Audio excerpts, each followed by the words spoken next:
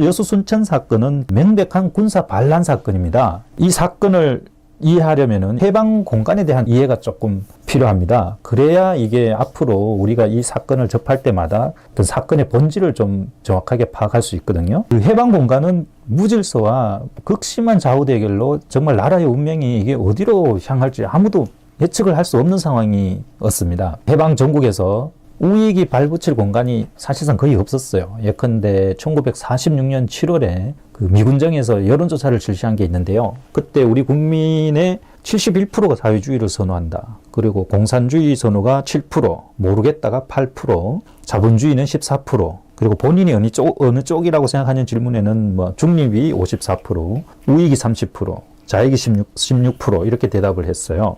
그러니까 어쨌든 국민들은 뭔가 사회주의나 공산주의가 막연하게 지금 더 좋다는 거죠. 거의 한 80%가 사회주의나 공산주의였으니까. 그렇지만 또 이 자기가 어느 쪽이라는 질문에는 또 중립이 뭐 54%니까 상당히 뭔가 좀 혼재되어 있는 그런 상황입니다. 그리고 당시 상황이 얼마나 혼란했으면 송진우, 여운형, 장덕수, 김구 같은 그런 정말 우리 해방 공간에서 거물급 정치인들이 죄다 암살을 당했어요. 이승만도 그 암살 미수 사건이 많이 있었는데요. 그 암살 미수가 공식으로 기록된 것만 해도 한 7, 8차례 됩니다. 연설 중에 뭐 수류탄도 굴러오고, 어디 집에서 시한폭탄도 발견되고, 참 살아난 게 용할 정도죠. 이 7, 8차례 중에 한 건만 성공했어도 이제 목숨을 잃거나 큰 부상을 당했을 테니까요. 그리고 이 여순 반란 사건이 일어나기 전, 여순 반란 사건은 이제 우리 건국 후에 2달 만에 발생했습니다. 근데 여순 사건이 일어나기 전, 그러니까 1946년 10월에 이 남로당 좌익이 중심이 되어서 대구에서 대규모 폭동이 일어납니다. 이때 400명의 경찰이 거의 무참하게 학살을 당하죠. 이런 그 혼란한 상황에서도 미군정은 그런 소련과의 관계를 의식해서 좌우합작 정부 출범을 원했습니다. 근데 이제 이때 이 미군정에 강력한 반기를 든 게 반공주의자인 이승만 대통령이죠. 그러니까 미군정은 이승만을 퇴출시키려고 정말 온갖 공작을 다 벌였어요. 이때 북한에서는 이미 그 소련의 지시에 의해서 1946년 2월에 북조선 임시위원회가 창설되어 사실상 이제 정부가 수립된 상태입니다.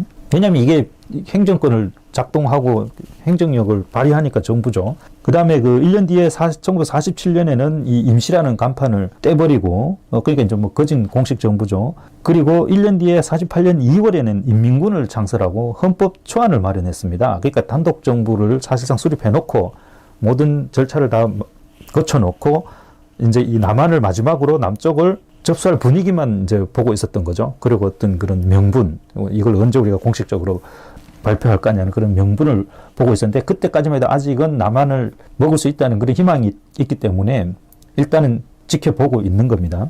이승만은 그러면 이런 상황에서 어떻게 그런 공산주의를 반대하게 됐냐? 이분은 1920년대부터 그런 소련의 세계 공산화 전략을 간파해온 아주 몇 안 되는 그런 해안을 가진 분이었습니다. 당시 미국 사회에서도 그 소련 간첩이 수두룩할 때였거든요. 그러니까 미군 정부나 군정이 공산당하고 합작해서 어떤 통일 정부를 만들어야 된다는 게 얼마나 허황된 주장이라는 것을 이승만은 누구보다 제일 잘 간파하고 있었던 겁니다. 그래서 이승만은 일단 남쪽이라도 이거를 살려놔야 나중에 우리가 이 전체가 살 수 있다는 그런 희망이라도 있다. 이렇게 하면서 이제 북한의 정부가 사실상 수립된 걸 보고 우리도 빨리 정부 수립을 서두르게 되는 겁니다. 당시 미군정이 추진 중이던 좌우합작 프로그램을 따라가다 보면은 이거는 공산화되는 거는 그냥 시간 문제고, 그때 이승만의 그런 전략, 세계를 보는 그런 해안 공산주의를 꿰뚫어 보는 그런 공산주의 본질을 파악하는 능력은 미군정 이런 수준으로는 이승만의 상대가 안 됩니다. 그래서 이승만은 이 미군정하고 상대를 안 하려고 그래요. 이 본국에 있는 지도자들하고 이게 상대를 하려고 하고, 이런 한국에 나와 있는 그런 미군정하고는 거의 수준이 유치원하고 대학생 수준이죠. 그러니까 상황을 판단하는 능력을 이승만을 따라올 수가 없는 겁니다. 그때 또 어떤 일이 있었냐면은 유고슬라비아, 헝가리, 중국이 좌우합작으로 문제로 엄청 그냥 내전도 벌어지고 결국은 다 하나씩 소련의 사주에 의해서 프로그램에 의해서 공산화되는 걸 또 이승만이 지켜봤죠. 그러니까 절대로 이거는 뭐 용납할 수 없는 문제였고, 그래서 이승만은 정말 글자 그대로 필설로 그 형언하기 어려운 그런 어려운 여건을 극복하고 미군정과 논의한 다음에 남한 지역에서 5월 10일 총선을 실시한다는 그런 유엔의 결의를 이끌어내는 데 성공합니다. 이렇게 되자 이제 총선을 방해하려는 그 자익 세력들의 그 대공세가 이제 본격적으로 시작되죠.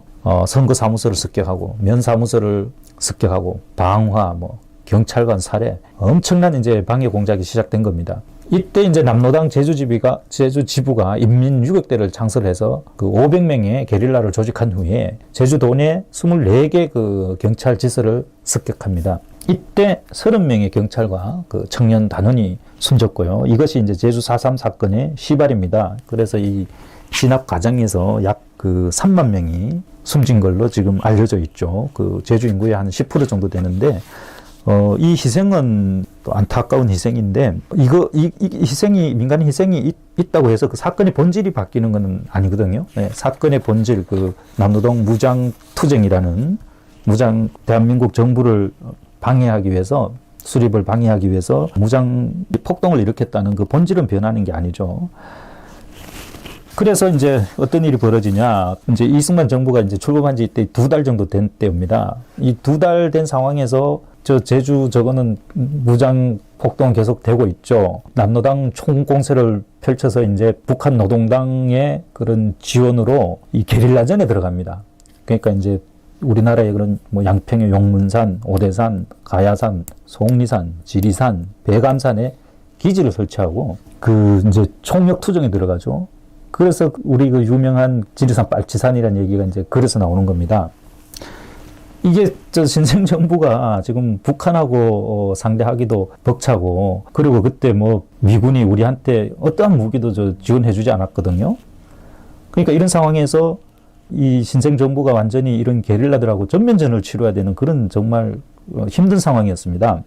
그러면은 이 부분에서 아니 그리고 군대에 어떻게 그렇게 군대가 어떻게 반란을 일으키냐 이렇게 의문을 품을 분도 계신데요. 당시 국방경비대를 모집할 때 이 미군정이 그 자익계열에 대해서 그냥 되게 느슨하게 이거를 대처를 했어요. 그러다 보니까 북한의 직접적인 그 북한 노동당의 사주를 받은 뭐 자익계열뿐만 아니고 남로당 계열의 자익계열이 대거 입대를 합니다. 그래서 이 여수 순천 사건 후에 조사를 해보니까 무려 육사 전신인 조선경비사관학교 3개에만 무려 60명의 그 자익 동조자들이 그 색출되었어요.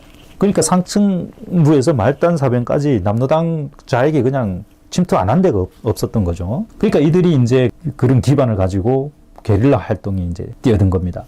그 여수 순천을 점령한 후에 이들이 이제 그 잔악행위를 했다고 제가 말씀드렸는데, 그때 사망 2,500명 정도고 부상이 1,300명 정도 됩니다. 그러니까 정말 거의 뭐 내전이었죠. 엄청나게 많은 사람이 죽었습니다. 이게 이제 그 여수 순천 사건이 비극적인 사건인데, 이 사건을 계기로 우리 국민들이 공산주의의 본질을 좀 파악하는 그런 전화위복의 계기가 됐고요. 무엇보다도 이걸 계기로 이제 공산 세력을 군대 내에서 완전히 그냥 싹 제거를 한 겁니다. 숙군 작업이죠. 그래서 한 4,700명이나 되는 엄청난 그 장교와 사병이 숙청되면서 6.25가 발생했을 때 그런 지휘계통의 혼란이나 내분이 일어나지 않는 겁니다. 네. 이제 그때는 이 군대 내에 공산주의자들은 다 제거가 된 겁니다. 그래서 오늘 이렇게 이제 조금 길게 영상을 찍은 이유는 어떤 우리가 시민의 희생이 있다고 해서 이 사건의 본질 자체가 바뀌어서는 안 되거든요. 특히 그 우리나라는 이런 엄청난 그런 이념 대결, 좌우 대결의 희생 위에서 건국된 나라입니다. 네, 그렇기 때문에 이거를 우리가 이 사건의 본질을 잘못 파악하면은 자칫하면은 대한민국의 정통성을 훼손하는데 이게 이용될 수가 있고, 지금 그런 경향이 많죠. 그리고 어떤 그런 그 사회 혼란, 단합이 아니라 그런 사회 혼란을 부추기는데 이용될 수가 있습니다. 그래서 사건의 본질은 본질대로 이해하고 그 이면에 또 어떤 그런 민간인 희생이 발생한 부분에 대해서는 또 정부가 그 부분에 대해서는 뭐 또 보상도 하고 이렇게 하니까 그 부분은 그 부분대로 우리가 이해를 해야지. 예컨대 제주 4.3 사건은 그냥 아예 그 자체를 다 그 공산폭동하고 뭉뚱그려서 그냥 항쟁이라고, 제주 4.3 항쟁이라고 이렇게 이제 규정 지어 놓아버리면, 예컨대 그때 그 희생된 수많은 경찰 가족이나 우익 인사들은, 유족들은 어떤 심정이겠습니까? 그러니까 이제 그런 양면적인 부분도 있지만 사건의 본질을 우리가 좀 이해할 필요가 있다고 생각해서 영상을 제작했습니다. 감사합니다.